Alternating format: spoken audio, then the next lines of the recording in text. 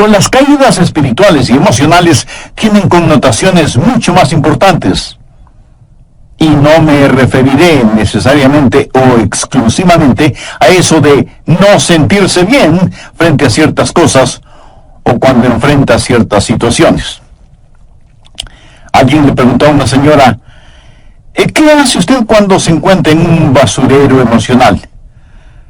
Y ella contestó, pues para olvidarme del asunto, voy y me compro un sombrero. Su esposo, al escuchar decir eso, hizo el siguiente comentario. Ahora me explico por qué tus sombreros son tan raros. Hay ocasiones en que nos desanimamos cuando no estamos felices acerca de algo o de alguien. O cuando perdemos el trabajo o tenemos un accidente de tránsito. O cuando alguien nos dice algo negativo sobre nosotros. Pero no me refiero a esto. Hablo de la depresión, ese profundo sentimiento de desesperación que a veces puede convertirse en algo terrible y horrible. Es un asunto que envía gente a los hospitales o causa que las personas simplemente desaparezcan de su círculo social. En ocasiones, cuando nos sentimos mal, es como si estuviéramos en una tormenta. Llega y se va. Pero la depresión es como una neblina que está constantemente presente, bloqueando el sol que trata de llegar a nuestras vidas. Y quiero que piense conmigo primero en lo que voy a llamar el serio problema de la depresión. Ahora sí, veamos el Salmo 42:5. ¿Por qué te abates, oh alma mía, y te turbas dentro de mí? El rey David escribió estas palabras. Y él estaba deprimido, y estaba hablando consigo mismo. Hago un breve paréntesis aquí para informarle que el Instituto Nacional de Salud Mental reportó que la depresión es, tristemente, un negocio de más de $1 billón anuales. O sea, lo que la gente gasta para ser tratada de depresión. Y en lo que yo investigué para preparar este mensaje, descubrí que hay millones de norteamericanos que sufren de depresión, y supongo que esa es una lamentable realidad en todos los países del mundo. ¿Sabe usted que es muy difícil animar a una persona que sufre de depresión? Tal pareciera que nada le hace sentir mejor. Por eso digo que la depresión es un problema serio, y quiero compartir con usted una lista que encontré que describe lo que es la depresión.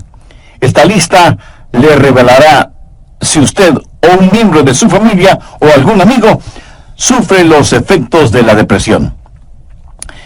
La depresión es un sentimiento de pasividad y apatía, un continuo estado de tristeza, una actitud de que nada está bien, o peor aún, nada vale la pena.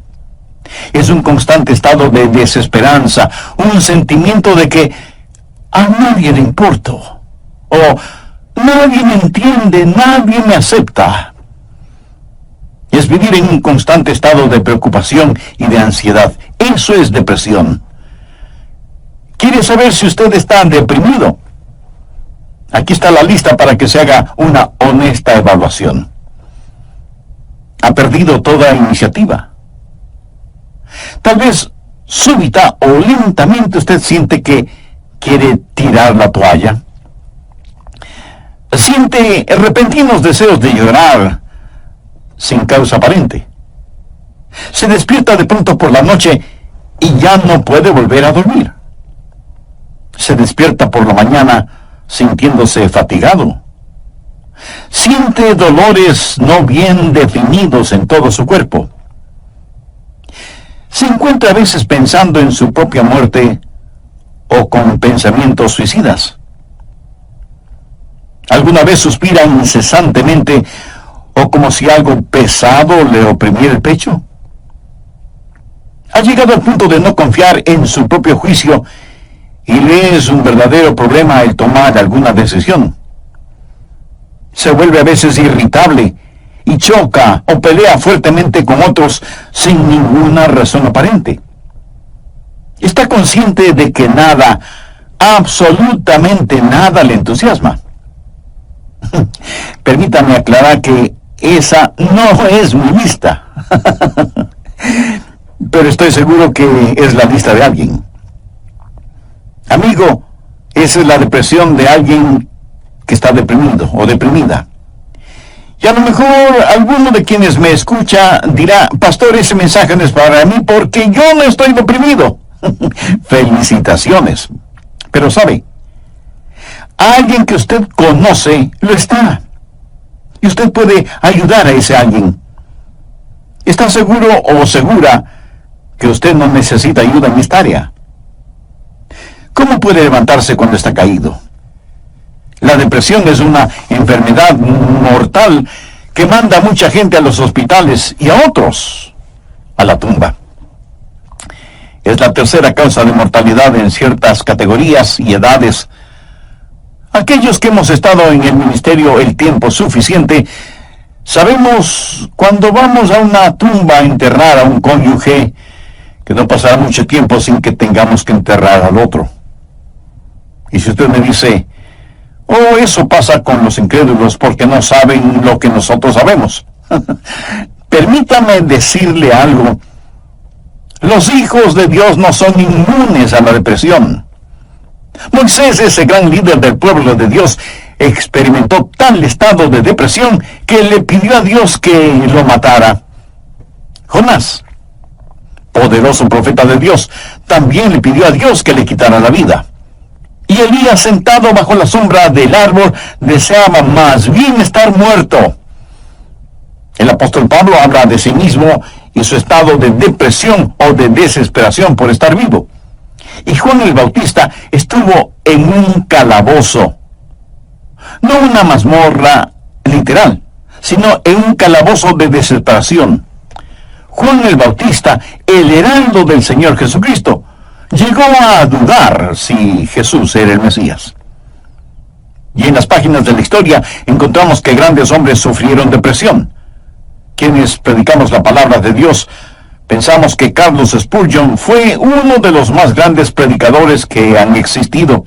Pero este gran hombre lleno de viveza y calor humano tuvo períodos de depresión. Y en el área de la política, Winston Churchill fue el gran estadista que tuvo que dirigir Inglaterra durante la Segunda Guerra Mundial. Indiscutible líder, a veces tenía ataques de depresión tan grandes que no atendía a nadie en su oficina. Y él se refería a la depresión como el gran perro negro que me tiene entre sus fauces. Cuando el rey David en el Salmo 42:5 dice, ¿por qué te abates, oh alma mía, y te turbas dentro de mí? Exteriormente, cuando esto sucedió, él tenía la razón de estar deprimido. Perdió a su hijo Absalón, a quien amaba profundamente, a pesar de que Absalón se sublevó contra su padre, lo traicionó, trató de arrebatarle el reino, y David tuvo que huir para salvar su propia vida. Luego Absalón muere trágicamente. En 2 Samuel 18:33 leemos, entonces el rey se turbó y subió a la sala de la puerta y lloró, y yendo decía así, hijo mío, Absalón, hijo mío, Absalón, ¿quién me diera que muriera yo en lugar de ti? Absalón, hijo mío, hijo mío. David huyó para salvar la vida. Él debía ser el rey. Pero perdió su fortuna, perdió su hogar, perdió su poder, perdió todo respaldo financiero. Y como si todo esto fuera poco, David pecó contra Dios. Cometió un horrible, terrible pecado que le costó la vida a su tierno hijo. Y luego su hija fue violada por su propio hermano y tuvo una esposa que fue asaltada sexualmente.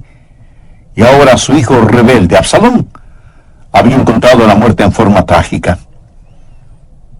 La nación sobre la cual David se suponía que era rey estaba en turbulencia. Así que exteriormente David tenía toda la razón para estar deprimido. Las cosas no podían estar peor que lo que estaban. ¿Por qué te abates, oh alma mía, y te turbas dentro de mí?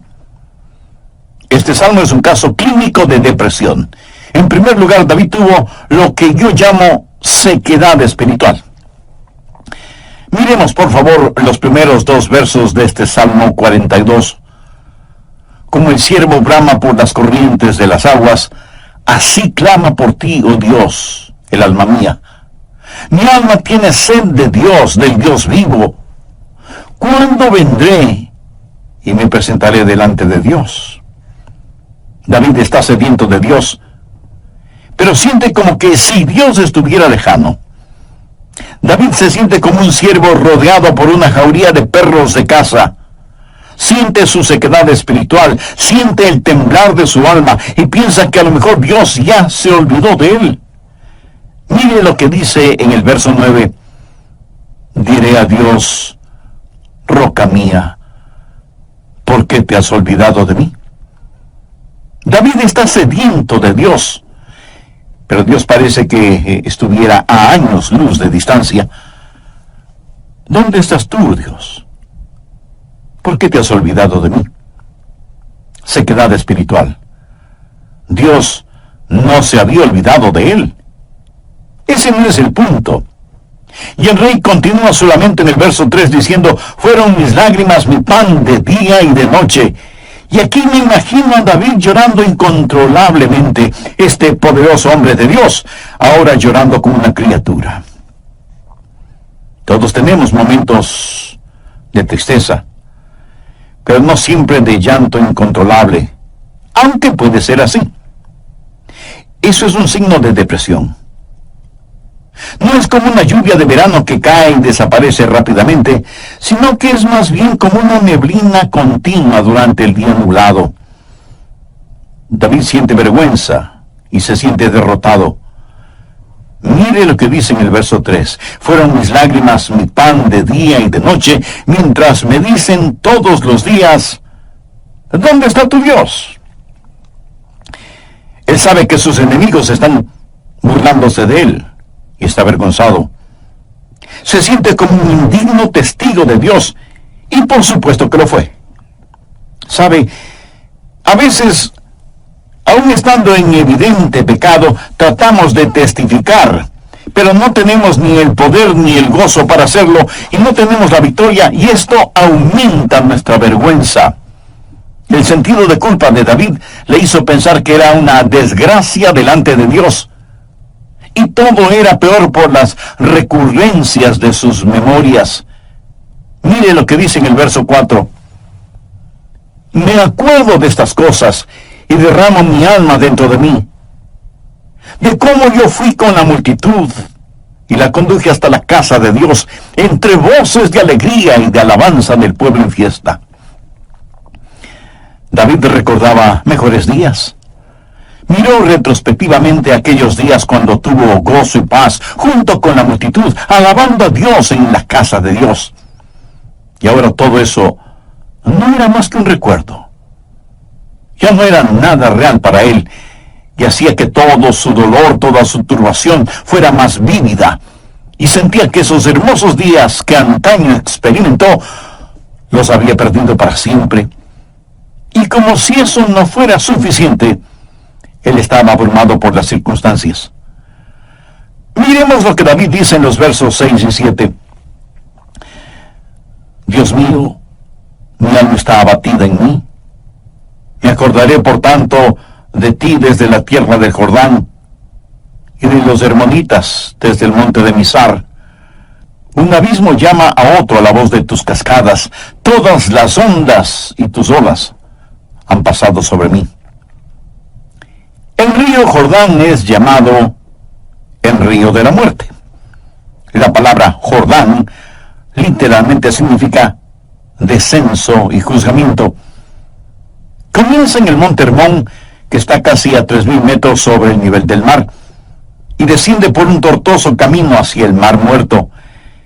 El Mar Muerto está a casi 450 metros por debajo del nivel del mar.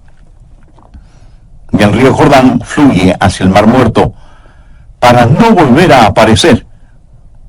Así que, en la tipología bíblica, Jordán ha sido la representación de muerte y desesperación. Y David siente que está totalmente inundado por las circunstancias. Las aguas de Dios están sobre él. Está cubierto de problemas y no sabe hacia dónde dirigirse. Está absoluta y totalmente abrumado por las circunstancias. Y quiero decirle que estadísticamente, personas así son suicidas. Un jovencito de 16 años escribió la siguiente carta antes de suicidarse. Querido mundo, yo no quiero que me corten el pelo. Yo no quiero cuidar niños. Yo no quiero ir a ver a Gina mañana en el colegio. Yo no quiero hacer mis deberes de biología, de inglés, de historia, ni de ninguna otra materia. Yo ya no quiero estar triste o solo o deprimido. No deseo comer, ni beber, ni conversar, ni dormir, ni respirar. Sencillamente ya no quiero vivir. Papá, mamá, no es culpa de ustedes. Solo que no me siento libre. Me siento enfermo, triste y solo, aunque esté rodeado de mis padres, hermanos, compañeros y amigos. Eso, mi amigo, es depresión y es muy, pero muy triste. La depresión es un serio problema.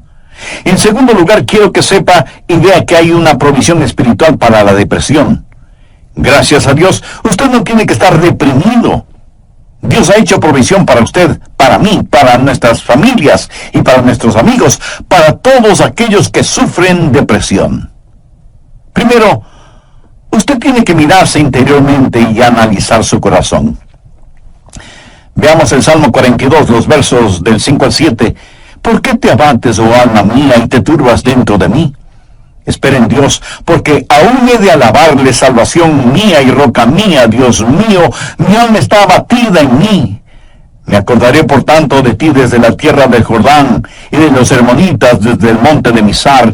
Un abismo llama a otro a la voz de tus cascadas. Todas tus ondas y tus olas han pasado sobre mí. Pero ahora quiero que note en forma particular que David comienza a hablar consigo mismo. Y si usted me pregunta si uno puede hablar con uno mismo, pues le diré que sí, David lo hizo. Y no me diga que usted nunca ha hablado con usted mismo, porque francamente no se lo voy a creer. Porque todos lo hacemos, consciente o inconscientemente.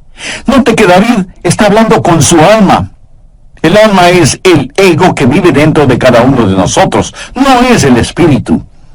El espíritu es su naturaleza espiritual, su alma es su naturaleza emocional, su mente, sus emociones, su voluntad.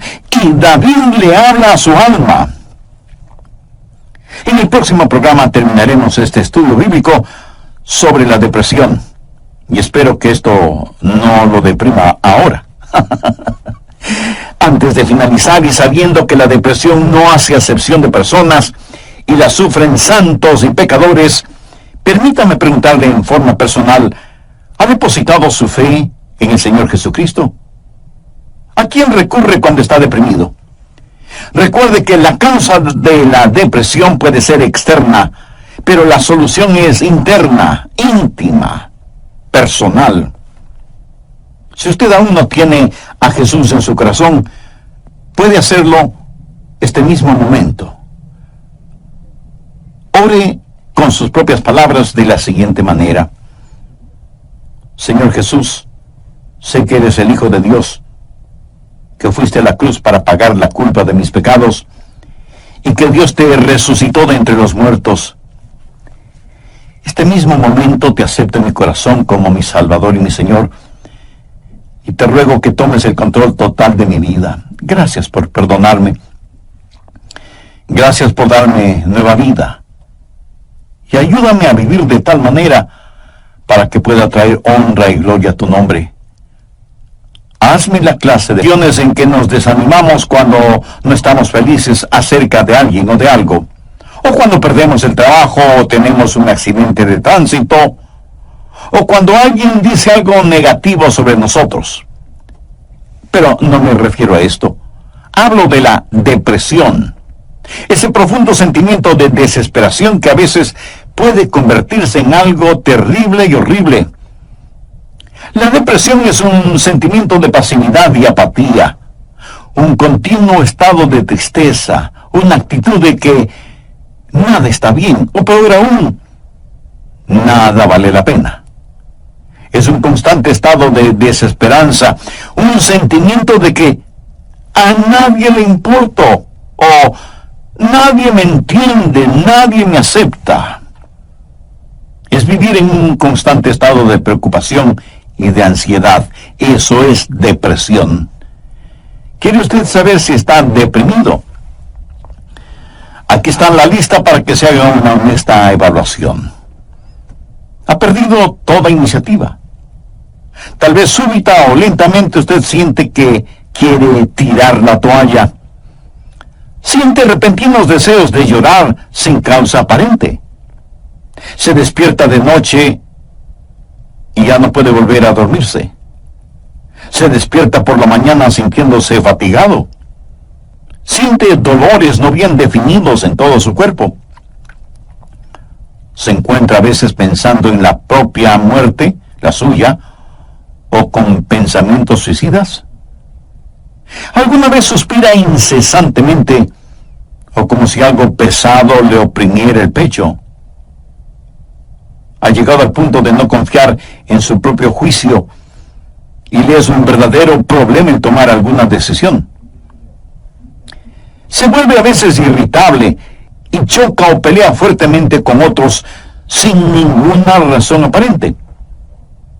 Está consciente de que nada, absolutamente nada le entusiasma.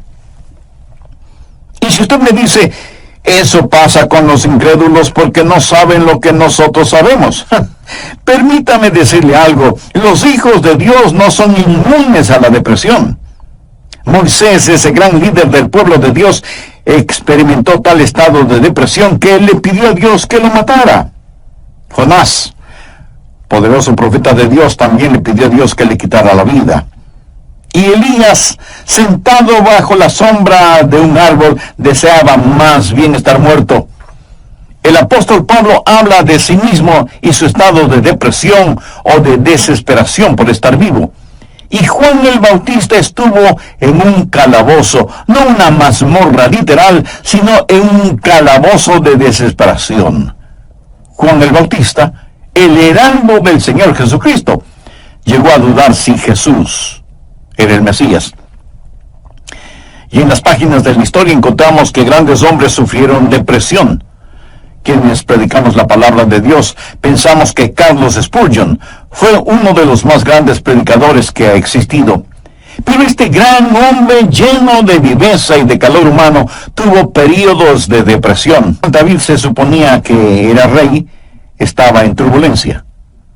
Así que exteriormente David tenía toda la razón para estar deprimido. Las cosas no podían estar peor de lo que estaban. ¿Por qué te abates, oh alma mía, y te turbas dentro de mí? Este salmo es un caso clínico de depresión. En primer lugar, David tuvo lo que yo llamo sequedad espiritual. Miremos, por favor, los primeros dos versos de este Salmo 42. Como el ciervo brama por las corrientes de las aguas, así clama por ti, oh Dios, el alma mía. Mi alma tiene sed de Dios, del Dios vivo. ¿Cuándo vendré y me presentaré delante de Dios? David está sediento de Dios, pero siente como que si Dios estuviera lejano. David se siente como un ciervo rodeado por una jauría de perros de caza, siente su sequedad espiritual, siente el temblar de su alma y piensa que a lo mejor Dios ya se ha olvidado de él. Mire lo que dice en el verso 9, diré a Dios, roca mía, ¿por qué te has olvidado de mí? David está sediento de Dios, pero Dios parece que estuviera a años luz de distancia. ¿Dónde estás tú, oh Dios? ¿Por qué te has olvidado de mí? Sequedad espiritual. Dios no se había olvidado de él. Pero ese no es el punto. El rey continúa su lamento en el verso 3 diciendo, fueron mis lágrimas, mi pan de día y de noche. Y aquí me imagino a David llorando incontrolablemente, este poderoso hombre de Dios, ahora llorando como una criatura. Todos tenemos nuestros momentos de tristeza, pero no siempre de llanto incontrolable, aunque puede ser así. Eso es un signo de depresión. No es como una lluvia de verano que cae y desaparece rápidamente, sino que es más bien como una neblina continua durante un día nublado. David siente vergüenza y se siente derrotado. Mire lo que dice en el verso 3. Fueron mis lágrimas mi pan de día y de noche, mientras me dicen todos los días, ¿dónde está tu Dios? ¿Sabía que dentro de usted hay alguien que constantemente le está hablando? Es la vieja naturaleza, su alma no redimida ni santificada. Y su alma le habla y le dice, tienes razón de sentir pena por ti mismo. Nunca lo lograrás. No tienes lo que se requiere. Este es el final. La vida no vale la pena vivirla. Y David responde a su alma y le dice, ¿por qué te abates, oh alma mía? Y este es el momento en que usted toma control, sostiene firmemente a su alma frente a usted, le mira directamente a los ojos y le habla. Eso es lo que David hizo cuando le dijo, alma, ¿por qué te sientes así? Usted tiene que mirarse íntimamente, interiormente y analizar su corazón. ¿Por qué está deprimido? Yo no estoy diciendo que no tiene razón para estar deprimido. Tal vez alguna persona amada ha fallecido, su cónyuge, un hijo o una hija, un entrañable amigo. Si eso es verdad, entréguele su dolor a Dios, comparta su pena con quienes le aman y tenga en cuenta que a pesar de cómo se sienta, la vida no ha terminado para usted. Tal vez tiene el corazón destrozado. Alguien a quien amaba profundamente le ha engañado. Tal vez un esposo ha abandonado a su esposa por otra mujer, o a lo mejor una esposa ha dejado a su esposo por otro hombre. Tal vez esté enfrentando el dolor de un noviazgo roto súbita y amargamente. O pudiera ser que los padres no hacen sentir bienvenidos a sus hijos que se fueron del hogar como las ovejas negras de la familia. Si usted está viviendo estas u otras amargas experiencias, escúcheme. Rehúse el estar rumiando estas cosas una y otra vez. Eso no es bueno. Analice las cosas. Si alguien le ha destrozado el corazón, vea qué es lo que ha aprendido de esa experiencia y comience a buscar y tener nuevas amistades. Tal vez usted ha pecado y está siendo perseguido constantemente por el fantasma de su culpa. ¿Qué debe hacer? Confiese su pecado a Dios. Y si tiene que pedir perdón a alguien, hágalo. Si tiene que restituir algo a alguien, hágalo sin demora de tiempo. Mientras más se demore en hacerlo, más difícil le será el realizarlo. Haga lo que tiene que hacer ya. Y cierre la puerta de ese pasado. Analice, mire su propio corazón y pregúntese, ¿por qué estoy abatido? Pero necesita hacer algo más. No solo un análisis íntimo de su corazón, sino que mirando hacia arriba, reconozca que necesita ayuda una vez que ha identificado el problema. Noten los versos del 7 al 9 lo que David dijo. Un abismo llama a otro a la voz de tus cascadas. Todas tus ondas y tus olas han pasado sobre mí. Pero de día mandará Jehová su misericordia, y de noche su cántico estará conmigo, y mi oración al Dios de mi vida. Diré a Dios, roca mía, ¿por qué te has olvidado de mí? ¿Por qué andaré yo enlutado por la opresión del enemigo? ¿Qué es lo que David está haciendo ahora? Pues mirar hacia arriba.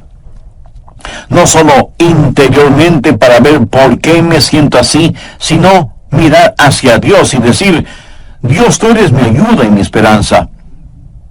Tú me cubrirás con tu misericordia. Oh, qué amigo nos es Cristo. Él llevó nuestro dolor. Estoy seguro que alguien me dirá, pastor, lo que yo estoy pasando usted no lo comprende. Mi amigo, ese no es el punto. Cierto, yo no lo comprendo, pero Dios le comprende. Y no solo que le comprende, sino que le ama y quiere cuidar de usted. Él es su ayudador, aun cuando usted no lo entienda. El doctor Warren Wiersbe fue un gran maestro bíblico, y él dijo que la vida no es un problema que debe ser resuelto, sino un misterio que debe ser vivido. Eso nos hace recordar siempre que, como hijos de Dios, no vivimos de explicaciones, sino de promesas. Algunos piensan que de alguna manera Dios les ha olvidado o Dios les ha fallado. No. Dios ni se ha olvidado de usted ni le ha fallado a usted. Pero David se sintió así. Mire la pregunta que hace en el verso 9. Dios, ¿por qué te has olvidado de mí? No, Dios no se había olvidado de David. No lo entendían entonces. Tenía que parecer sin significado el tener significado. Esto no tiene ningún significado para usted. Verá, podemos confiar en Dios para cualquier cosa si entendiéramos el porqué. Pero Dios no nos deja entender el porqué todo el tiempo para que podamos conocer el quién y podamos confiar en Él en aquello que no entendemos. Andrew Murray fue un extraordinario hombre de Dios y dijo lo siguiente: en tiempos de problemas, aquellos que confían en Dios deben primero decir, Él me trajo hasta aquí. Es por su voluntad que me encuentro en esta situación. Y Él me mantendrá aquí en su amor y me dará la gracia en este juicio para comportarme como su hijo. Él hará que este juicio sea una bendición, enseñándome las lecciones que Él quiere que aprenda y trabajando bajo su gracia ya concedida. Finalmente, en su tiempo, Él le librará nuevamente. ¿Cómo y cuándo? Bueno, solo Él lo sabe. Así que cuando usted está en dificultades, diga, estoy aquí primero por la voluntad de Dios, segundo bajo su cuidado, tercero bajo su entrenamiento y cuarto en su tiempo. Alguien dijo, Dios es demasiado bueno para no ser bondadoso, demasiado sabio como para cometer errores. Y cuando no podamos ver su mano, podemos confiar en su corazón. Mírese interiormente y analice su corazón. Salmo 42:11. ¿Por qué te abates, oh alma mía? ¿Y por qué te turbas dentro de mí? Espera en Dios, porque aún he de alabarle. Y Dios quiere que le diga a alguien que me esté escuchando en este momento, sin que importe cuán difíciles sean las circunstancias, que Dios está con usted. No pierda la esperanza. Dios tiene un futuro lleno de esperanza para usted. David le habló a su alma y le dijo, espera en Dios. Ahora, esperar no significa un deseo vano, significa una seguridad definitiva basada en la anticipación. Hay solo dos lugares en donde toda esperanza es imposible. El uno es el cielo, porque ya no necesitamos ninguna esperanza, todo será realizado. El otro lugar es el infierno. Si usted muere sin ser salvo, se irá al infierno y quedará fuera de toda esperanza. Pero la esperanza siempre es posible. Mi amigo, lo que encontramos en Jeremías 29:11 es para usted ahora mismo. Escuche lo que dice ese versículo. Porque yo sé los pensamientos que tengo acerca de vosotros, dice Jehová, pensamientos de paz y no de mal, para daros el fin que esperáis. O sea, un futuro y una esperanza. No permita que Satanás apague la vela de la esperanza. Usted necesita mirarse interiormente y analizar su corazón. Necesita mirar hacia Dios y saber que habrá ayuda. Necesita mirar al frente y darse cuenta que hay esperanza. Dios transformará su calvario en una Pascua y convertirá cada uno.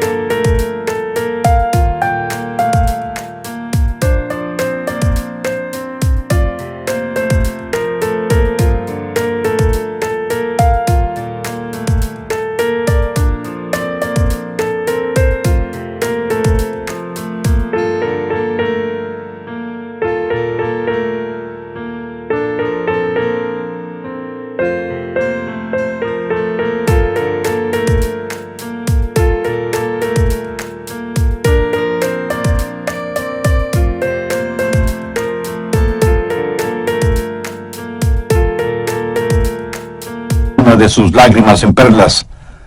Dios pondrá un hermoso arco iris de su gracia sobre sus pesares. Espera en Dios. Él va a llenar las más profundas necesidades de su corazón. Y Dios nunca estará satisfecho hasta que el más grande deseo suyo sea Él mismo. Hemos hablado del serio problema que es la depresión y de la esperanza que hay para usted. ¿Cuál es la promesa segura contra la depresión? ¿Por qué te abates, oh alma mía? ¿Y por qué te turbas dentro de mí? Espera en Dios, porque aún he de alabarle. Si usted está caído espiritual y emocionalmente, puede levantarse. Y si hoy se siente deprimido, recuerde que Dios le ama. Ni una hoja cae al suelo sin que Él lo sepa. Sé que a veces abrazamos a las personas, les damos unas palmaditas en la espalda y les decimos que las cosas van a mejorar. Pero, mi amiga, mi amigo, escúcheme. Aparte de Jesús, no hay una verdadera esperanza para el mundo. Anoche, mientras meditaba en este mensaje que estoy compartiendo con usted, dije, Señor, no quiero hablar sobre la depresión. Quiero hablar más bien sobre algo feliz o algo realmente animador. Y el Señor me dijo, Adrián, hay alguien que necesita escuchar ese mensaje.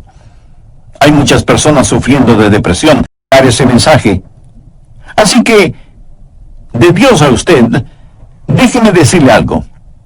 Si usted está caído, puede levantarse. Dios tiene una manera para usted. Y no es psicología popular barata, ni una palmadita en la espalda diciéndole las cosas van a mejorar. Espere en Dios, Él le ayudará hasta el final. Tenga la absoluta confianza que usted está protegido y abrazado por los eternos y poderosos brazos de Dios. Si es que usted es un hijo de Dios, por haber recibido a Jesús en su vida. Si usted no tiene la seguridad de su salvación, ¿por qué no recibir al Señor Jesucristo como su Salvador y Señor ahora mismo? Si con fe y sinceridad se lo pide, Él le salvará instantáneamente y le guardará continuamente. Él nunca le olvidará ni le dejará. Con sus propias palabras, usted puede decir una oración como la siguiente. Querido Dios, sé que me amas y que quieres salvarme. Señor, sé que tú moriste en la cruz para salvarme y derramaste tu sangre para pagar la culpa de mi pecado.